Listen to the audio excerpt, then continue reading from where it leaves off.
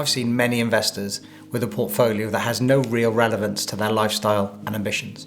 Often they have some low risk investments in deposit accounts and then longer term investments to provide the best returns they can get, or an income to supplement their pension. But far more can be done to make your money support your lifestyle, such as having an emergency fund and then investing money in low risk deposit accounts to fund expenditure more than income within the short to medium term, say up to 5 years. Longer term, inflation is probably the biggest threat to your wealth.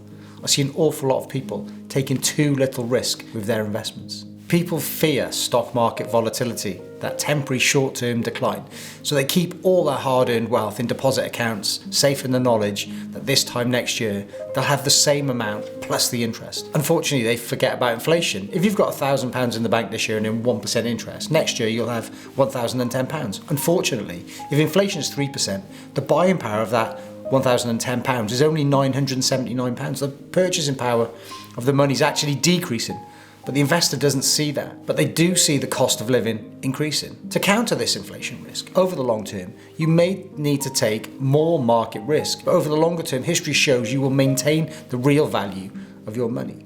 Now, if you're never going to run out of money, you might decide to reduce your investment risk. After all, you don't need the investment return. Why take the investment risk? But often this surplus is earmarked for the next generation, and to maintain its purchasing power, a higher level of investment risk is retained. Another consideration when structuring your wealth should be asset allocation and cost.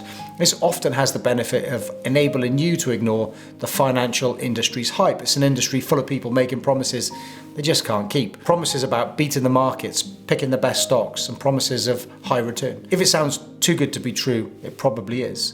Thorough research shows that asset allocation and low charges have much more influence on returns than a fund manager's skill, market timing, and all the other things the industry claims it's good at. It's also important to consider how your income requirements change throughout your life. For example, in retirement, you'll probably want to spend more in the early stages of retirement. We jokingly refer to the 3 stages of retirement as the go-go years, when you're fit enough and energized to do all those amazing things you've been planning for retirement. The slow-go years, when your health and vigor are on the wane, and the no-go years, where your days of travel and adventure are done. Obviously, these 3 stages of retirement have very different income requirements. Many people's retirement spending should be front-loaded, but many people choose to take a level income throughout their retirement. This often means they don't have enough money when they want to spend it at the front end of their retirement, and too much money towards the end when they can't spend it.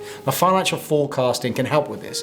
The overall goal of financial planning is to help you identify and live your desired lifestyle without the fear of ever running out of money or dying too much. Financial forecasting can help with this. After all, the goal of financial planning is to help you identify and live your desired lifestyle without the fear of running out of money or dying with too much, whatever happens. Now, the role of our wealth is to support our lifestyles. As our lifestyle changes, our wealth needs to be able to adapt to those changes. If you don't know how much is enough, you probably don't have a particularly useful financial plan. So how confident are you about your plan for an inflation-proof retirement income in the future? Well, if you haven't already completed it, our financial planning scorecard will give you some invaluable insight on the progress you've made so far. You can measure it in less than 2 minutes. You can scan the QR code on screen now, or click on the scorecard link in the description. It's completely free, and you don't even need to share any of your personal details to get your score. But if you want to, there's the option of sharing your score directly with me in case you want to find out how I might be able to help you with improving your planning for your financial future. Let me know in the comments if the scorecard helped you and what changes it has inspired you to implement.